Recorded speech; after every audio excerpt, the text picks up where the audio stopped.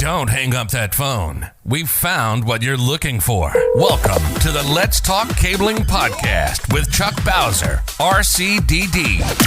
Well, seeing how we're pulling Category 6A, the most powerful twisted pair in the world, you got to ask yourself this one question. Did I pull 295 or 300 feet? Well, do you feel lucky? Do you, punk? What exactly does RCDD stand for?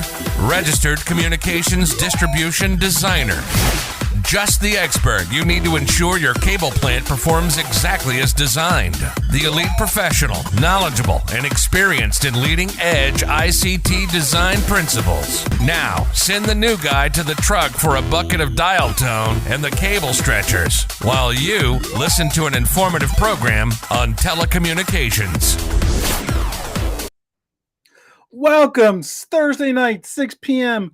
after hours, live with Chuck Bowser, RCDD, where you get to ask your favorite RCDD questions that you've been wondering about: installation, certification, estimation, design, project management. Right? There you go. So there you go. Hey, got lots of great questions for tonight's show. Playing with a new Stream Deck as I'm kind of doing this live broadcast. I told you I've been trying to talk my wife into doing this. Well, I've replaced her with the Stream Deck because she just kind of doesn't really do it. So let's get on with this. Let's start the show off with the usual things we always start off with, right? What are you drinking? Now, Kalen on TikTok says he's drinking Dr. Pepper, right? Nolan is in the house on LinkedIn. I am drinking water with lemon essential oil. Lemon essential oil. That's what I'm drinking tonight. Remember, this is an after hours live show, so you can have an adult beverage. Somebody just asked me on TikTok if they can fart in here. Sure you can. It's allowed, right? It's just us, right? Yeah. I love water with lemon essential oil. Oh, I just love that stuff. Also, this show is free. It's always going to be free.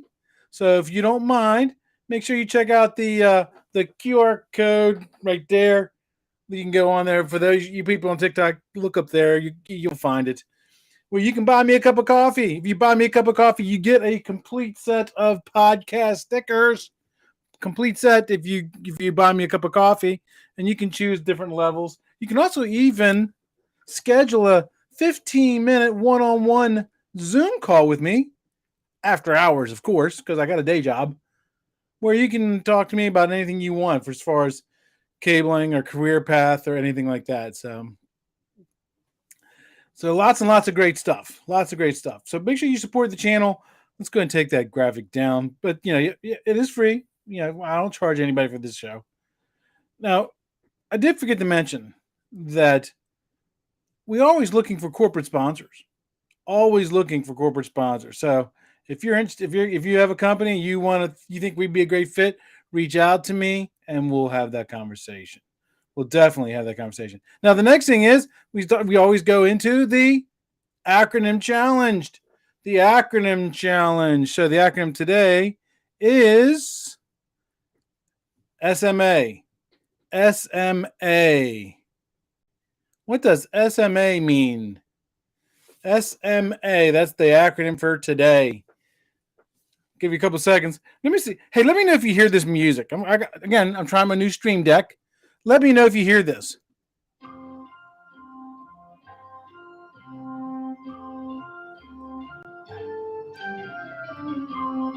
Can you hear that?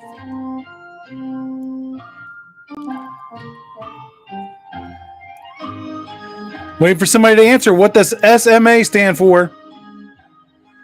A free set of stickers to anybody who can answer what SMA stands for.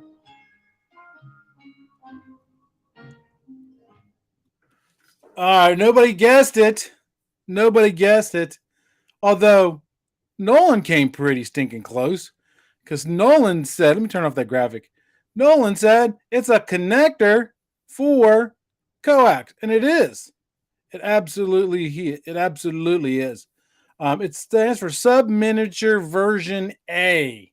Subminiature Version A is what it stands for, and it's a It's a semi-precision connector for coax, just like Nolan pointed out. It was actually developed in the early 60s as a minimal connector interface for coax cable, and it has a screw-type coupling mechanism on it. Now, the connector has a 50 ohm impedance, and again, it was originally designed for systems between 0 hertz and 12 gigahertz. However, over the lifespan of the time, it kind of upgraded it. Now it can do 18 to 26.5 gigahertz. So that's what SMA stands for. It's a connector. It's a connector. Now, time for the motivational minute before we get on to the questions. I love this motivational minute. You cannot change your destination overnight, but you can change your direction overnight. I'm going to say that again. Listen carefully. You cannot change your destination overnight, but you can change your direction overnight. And you know what? Oh, perfect. You know what? I had a question come in here on TikTok. Let's. I'm going to do this right here, right now. It comes from Johnny Q, because I don't want to try to pronounce his last name. He says, "How feasible is it to get into low voltage with zero experience? I have 10 years as a pipe fitter in refineries." Getting into low voltage is pretty easy, actually. Now, I don't know how much money you're making as a pipe fitter, but low voltage industry, you can definitely make six figures. Not right out of the gate if somebody doesn't know anything, but it's easy to get into. I suggest that you, there's lots of free training. Look up Cable Installation and Maintenance Magazine. Read it. Watch the webinars. Lots of free training on there. There's a great industry to be in. Great industry to be in. Now, before I get into my pre-submitted questions, did you catch last Monday night show on the podcast? Did you catch it? Did you? Oh, no. Did I lose my live stream? No, I did not. Did you catch last Monday night stream? So I did a replay. I actually had something that my truck broke down. So it's in the shop. $1,900. That's what you get for owning a 6.0 Power Stroke. Oh, no. Yeah, $1,900. New radiator, new brakes, and a bunch of other stuff as well. So anyway, I did a replay, and I did it on abandoned cable and 5 tips, tech tips. So make sure you watch that. Next Monday, I got a real interesting show coming on. I've got somebody coming on to talk about outside enclosures. That's going to be a pretty cool show. I'm really, really psyched about that one. So that's what's coming up there. So somebody says I should bulletproof my truck. I don't have $6,000 to bulletproof my truck right now. So there you go. Let's get on with the first questions. And this one kind of relates to what Johnny Q asked. It says, I want to get into fiber. Which connector should I learn? So my first question back to you is, do you have any experience? And if you do, what are you currently geared up for? Because different connectors are going to need different types of tools, right? And sometimes fiber optic tools are not cheap. So make sure you understand that. And also, you obviously have gotten requests from customers to do fiber. So what kind of connectors are your customers requesting, right? So that's going to be something you really need to think about. There's a lot of different types of fiber connectors, a lot of them. Let's talk about some old legacy ones first, right? So the first one is going to be the heat-cured epoxy connector. Now, that requires you to basically put the entire connector in these curing ovens, and you got to heat them up. Well, the problem with them is, man, them things are really hot when you're trying to pull them out of the oven and stuff. I've gotten burnt more than once on them. Burnt more than once. Then there's a heat-activated adhesive type of fiber optic connector, and there's an adhesive inside of it that becomes soft when it gets heated, and then when you cool it off after you've done the termination, it kind of cures. And then another old legacy fiber optic connector is what's called a UV cured. A UV cured. The UV cured connector has translucent components, and it basically allows UV light to come into it and allow that to cure the epoxy. Now, they had a real fancy UV light box you would put it in and stuff. Really super expensive. Pro tip, you know the little UV light things that the gals buy to put their fingernails in to cure it? That works too. You can buy that for like $20, right? But you don't see too many UV cured anymore nowadays. Now, some other older connectors that are still in use, the first one are going to be the crimp terminations. So the crimp terminations, the fiber is actually secured to the connector by some type of mechanical pressure that's inside of that connector. And the fiber just, it free floats within that ferrule. And then probably the more common one is the pre-polished connectors. The pre-polished connectors are a connector that has a fiber in them already polished. And then what you do is you strip your fiber, you stick it in back, and then it activates and locks it into place. It's actually considered a mechanical splice, and there's some type of index matching gel inside of it that helps it kind of lock in place. Interesting note, I taught a class up in New Jersey at a military base, and one of the contractors there did not like the pre-polished mechanical connectors. And what he did was he actually, after he did the determination, he actually literally just boom, he popped it and pulled it out. See, that's why I don't like these. They break real easy. I'm like, any fiber is going to break if you yank on it that hard. Duh. Some people, right? Some people. You just can't satisfy me. I'm telling you. And then there's the anaerobic termination. That's what some people call them polished connectors. So we basically just strip your fiber, put it in the connector, strip your fiber, you inject the epoxy into the connector, and then you put a primer on the fiber, you stick that into the connector, that activates the epoxy, and then it locks it in. Now, you still will come across some of those that I just mentioned, probably more often than not the anaerobic or the pre-polished connectors. The most common connectors I see out there today, or that I get asked about, are going to be either the fusion splice connectors, and it's just like it sounds. It's a connector that fits inside of a fusion splicer, and it's got a pre-polished fiber stub on it, and boom, it fusion splices it right to the connector. Or a lot of people like doing fusion splicing pigtails. So those are connectors with tails coming out of them, and then you just kind of fusion splice onto that, and then you're off and going. Now, I feel that the most common type of terminations you're going to come across will be the mechanical connectors and the fusion splicers. But if you want to get into fiber, you really should know how to do all of them, just in case you have to go out and do a retrofit and work on something. So Anthony's in the house. Hello, Anthony. So make sure that you are able to do them. But again, you're most likely going to be doing some type of a pre-polished mechanical connector or fusion splice connector or something like that. So next question, this one comes to bring back the McRib. And this was submitted on TikTok actually a few days ago. I'm just now kind of getting onto it. So he wants to know, I have a comment about PVC boxes installed outside that has cable inside of it.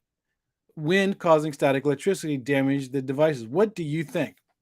Now, I do know that PVC does have static electricity. I've got a homestead. I'm always cutting PVC pipe on the homestead, making chicken feeders out of them, or putting in water pipe sprinkler systems for the gardens. And when you cut through that stuff, the shavings stick to the PVC pipe. So there's a lot of static with PVC. Now, what is actually static electricity? Static electricity is an imbalance of positive and negative ions on the surface of the object. Now, if you got stuff sticking to the outside of your PVC box or pipe, there are some things you can do to kind of get rid of. One of the old tricks that I learned a long time ago was a dryer sheet. You take a dryer sheet and you rub it on the outside, and then you take a wet cloth and you wipe it. That kills all that static electricity. Right? It'll kill that. But PVC, which is basically just a type of plastic, is an insulator. Now, they're very poor conductors of electricity. So what happens is the electrical charges can tend to build up on the surface of those boxes and the PVC pipe, which does result in static electricity. Now, it can damage the cable or the equipment inside of it if it's not dissipated safely.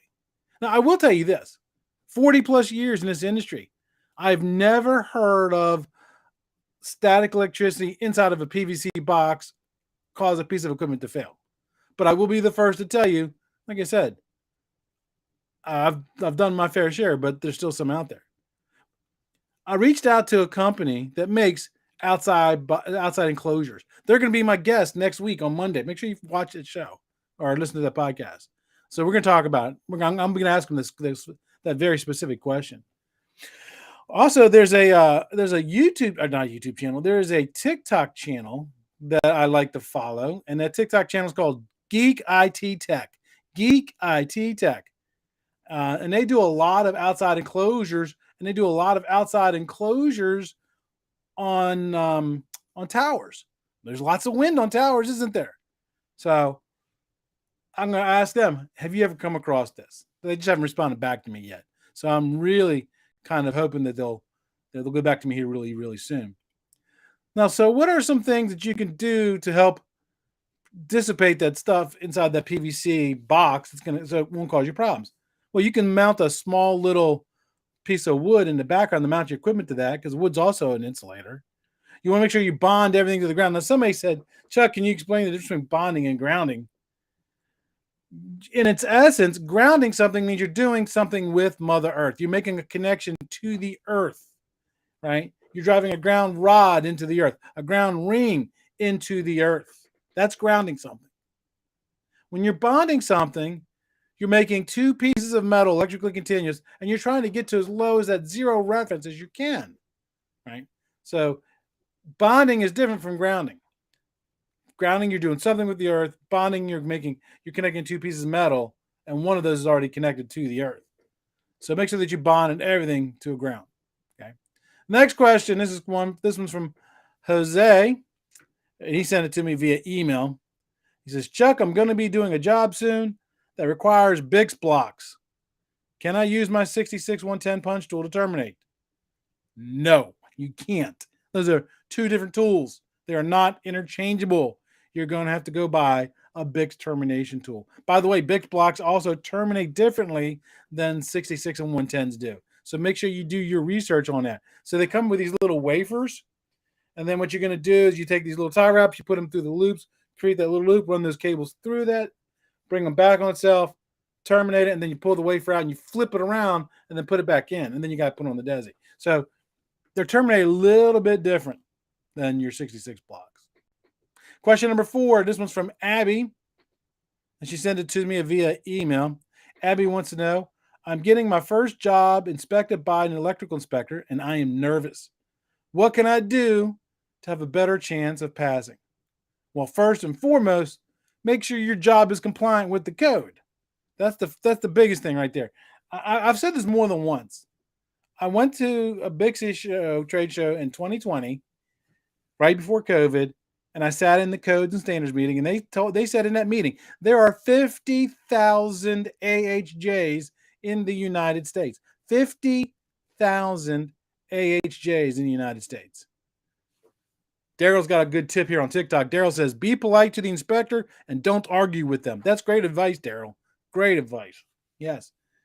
So here's the thing. Inspectors are just like everybody else. There's good ones and there's bad ones, right? So there's going to be ones that are going to be really good at finding everything. There's other ones that they're just there to collect a paycheck, just like anybody else. The best thing to do is try to build a relationship with your inspectors, because if you do work in a certain area, you'll get to know your inspectors after a while. I used to do a lot of work in Prince George's County in Maryland, and there was an electrical inspector. His name was Jack Wooten. Jack Wooten hated low voltage people. He was tough on us. But you know what? I learned a lot from him. And let me tell you this, they're not always right. Sometimes they're wrong. But the key is, don't argue with them, right? Come from a place of trying to teach them something, because they can misinterpret something, right? Daryl says on TikTok, even if they are wrong, they are right. They can fail you, and you can't fail them. Yeah, exactly right. So even if you do everything right per the code book, there's this one thing in the code book that says the work has to be done in a neat and workmanlike manner. A neat and workmanlike manner. Somebody please tell me what a neat and workmanlike manner is. Isn't that very subjective? Isn't that subjective? Absolutely it is. It is absolutely subjective.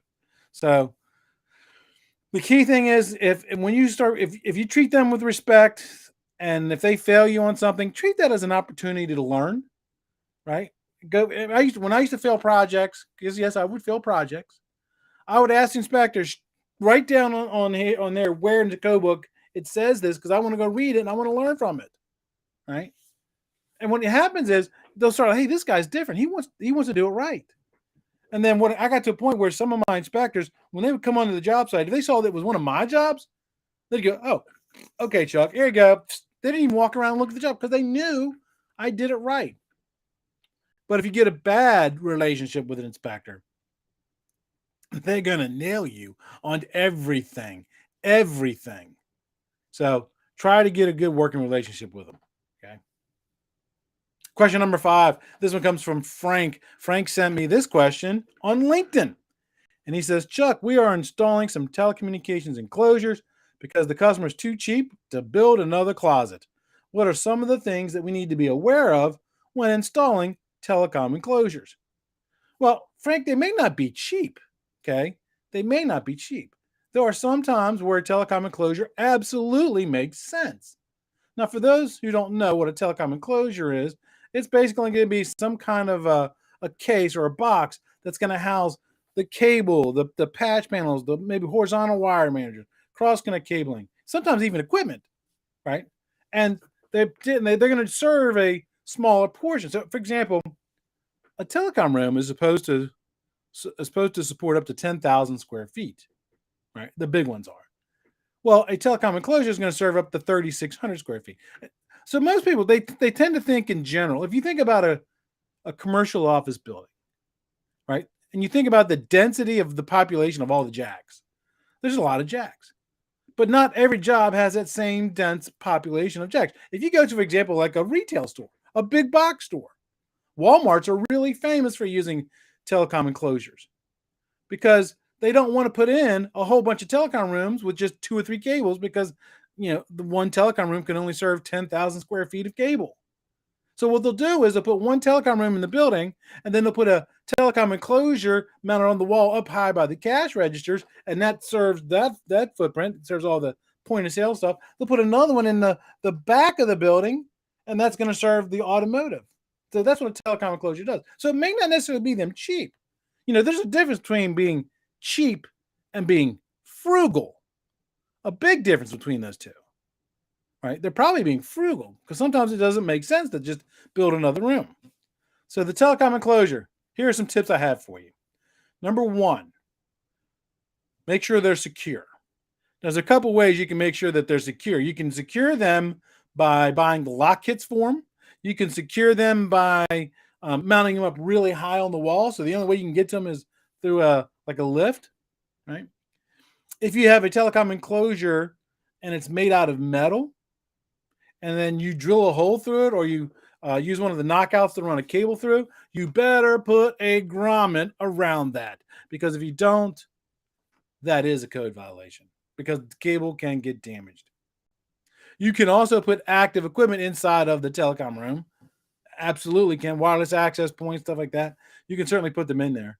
But if you do put a piece of active equipment inside of the telecom enclosure, you got to worry about heat dissipation. Electronic equipment generates heat. Heat causes equipment to fail. So you got to get rid of that heat. So I suggest that you buy a fan for that telecom enclosure to pull the heat out of it. Now, when you wire up that fan, you want to make sure that you run a dedicated, non-switched 20 amp circuit to that fan. That way nobody can accidentally turn off the fan. You also have to run a dedicated 20 amp non-switch circuit to the piece of equipment. So that way somebody doesn't accidentally turn off the wireless access point or the switch that might be in there. Oh, and one other one I forgot to mention this. Try to put that telecom enclosure in the middle of the area that it's going to be serving. Okay. That's going to be important. The next question, this one comes from Rick, and it's from Instagram. Rick wants to know, we are doing a data center next week, and we can't decide whether to run the cables above or below the floor. Which do you recommend? My first piece of advice to you is you better check with the customer because the customer may already have an idea on how they want it to be done. They may have already hired electricians to put in the cable tray in the data center for you, in which case your decision's already been made. So you can run the cables either underneath the floor or overhead above the racks. Now, each one of those has advantages and disadvantages. Let's talk about the overhead cabling first, right? So George wants to know, is it going to be plenum rated? That's another consideration because being in a data center, most likely it will be required to be plenum rated. Good point, George. So when you're running overhead, here's the advantages.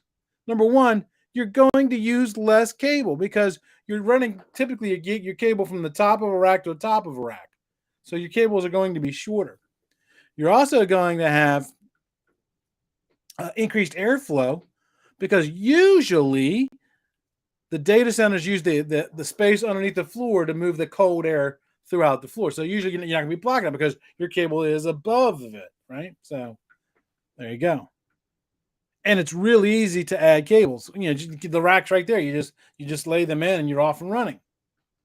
Now let's talk about the disadvantages to running cable overhead. The number one, you might have more insertion loss. More insertion loss, right?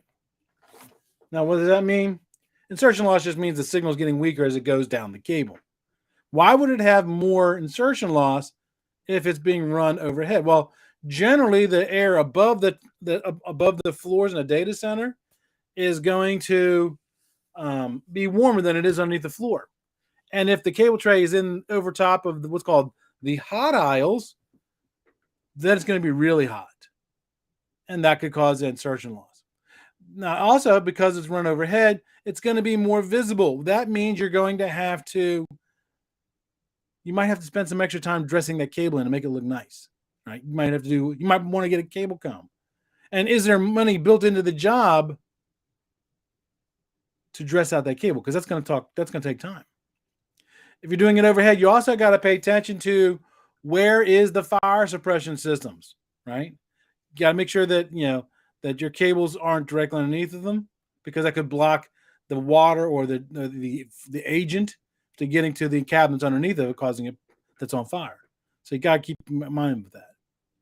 And because you're running overhead, you're probably going to be really close to light fixtures, and you could have potential EMI sources that can cause you problems. So now let's talk about running the cable under the floor. Under the floor. Now, some advantages to running underneath the floor. Typically, it's easy to run cable underneath the floor because you don't need a ladder, right?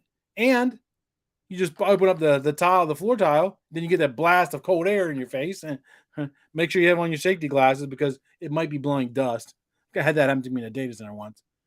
And when you talk about the raised floors in data centers, you usually have 6, 12, or sometimes even 24 inches from the floor, the slab, to the bottom of the floor tile, right? So usually have got a good bit of space. Now, because the cables run underneath of the floor, right, you don't necessarily have to cable come. You can just lay them right into the trays. That saves you time, and time is money to us. Time is money to us. So it's going to make it easier to add cables afterwards. It might also make it easier to add cable pathways, more J-hooks, more ladder rack, more cable tray underneath that floor. Now, let's talk about some disadvantages. Right. The disadvantage of running underneath the floor is it might be more congested underneath there. I did a data center job one time at a law firm with me and my brother. You probably heard me tell the story before. He was running a 1/4-inch fish tape underneath the floor, and he actually knocked down the circuit. So that can make it a little bit more difficult to actually pull cables. Right? If you're working underneath the floor inside of a data center, they might have smoke detectors underneath of the raised floor. So you might have to take extra time to put bags over them so that you don't accidentally set off the fire alarm system. And another disadvantage of doing underneath the floor is putting in a cable tray, and all that cable might block the cold air. Because remember, the way that system works is that lever system is putting the cold air underneath the floor that comes up into the cabinet, and then the cabinet kicks the air out the back, and it goes back to the lever system. So because you got a lot of cables underneath the floor, you're blocking airflow. You might actually cause some cable to overheat. So that is a very, very critical thing to consider. Very critical thing to consider. Let's see. Those are all the submitted questions. Let's see. Mark is in the house. Hello, Mark. Glad to see you back, my friend. Let me see. Got another question here. This one's from Henry. Henry is a Bixie instructor and one of my friends. And he says, why can backbone cabling be Cat 3 or 5E, but horizontal cabling must be 6 or 6A for new installs? That's a great question, Henry. Great question. Because the backbone cabling generally is going to be 25 pair. And it's generally going to be used for voice, right? That's why. For the horizontal cabling, because of VoIP systems, that's basically just a computer. So Cat 6e, Cat 5e, Cat 6, Cat 6a. It used to be, before they revised the standard, was it 2 revisions ago? I think it was 2 revisions ago, where it said the horizontal cable, the first cable was Cat 3, the second cable was Cat 5e. Well, now because there's so many VoIP systems out there, now we're saying everything's got to be, all the horizontal cables got to be Cat 5e or above. But your backbone cabling can still be Cat 3 or Cat 5e. So, because usually on the backbone, you're running analog lines, which doesn't need that huge Cat 6 bandwidth, right? So there you go. Let me see. I got a question here from TikTok. My question would be, how is the HVAC plumbed? That's a great question. He's talking about going back to the data center. Most data centers, they have a Liebert system, which pulls air from the room, which is going to be heated from all the equipment. It'll cool it off, and then it's going to send that cold air underneath the floor. And then usually one of two things is going to happen. Either they have a perforated tile just in front of the door, so the cold air comes up out of that perforated tile, because the intake on the equipment is in the front of the equipment, so it's going to pull that cold air in. Or sometimes they'll do cutouts in the floor, and the cold air will come up into the floor and go into that intake. If you're doing that hot aisle, cold aisle configuration like we just mentioned, if you've got racks or cabinets, well, not so much racks, cabinets. If you've got cabinets and they're only filled about halfway or quarter of the way, and you're doing this hot aisle, cold aisle configuration, it is highly recommended that you buy blank filler panels to fill them all the way down inside that cabinet. That keeps the hot air on the back side of the cabinet and the cold air on the front side of the cabinet. There you go. Let me do one final check to see if anybody has any other questions, because we are at our 30-minute mark. Let me see. I don't see any here somebody's asked me a Harry Potter question on TikTok. Yeah, I don't do Harry Potter questions on TikTok, people. Sorry. This is about communications. Okay, I don't see any other questions on TikTok. And let's see, is there any other questions in the chat room? Okay, well, I don't see any. Well, thank you guys for stopping by today. Make sure you check in next Thursday night for the next live stream. And the next live stream, I'm going to actually put a link on the screen where you can join the video feed and ask me face to face. Doesn't that sound cool? I meant to do it this one, but I forgot to put the thing up. So I'm going to do it next Thursday, so that way you can actually come on the show and ask me questions live. So until next time, everybody, remember, knowledge is power.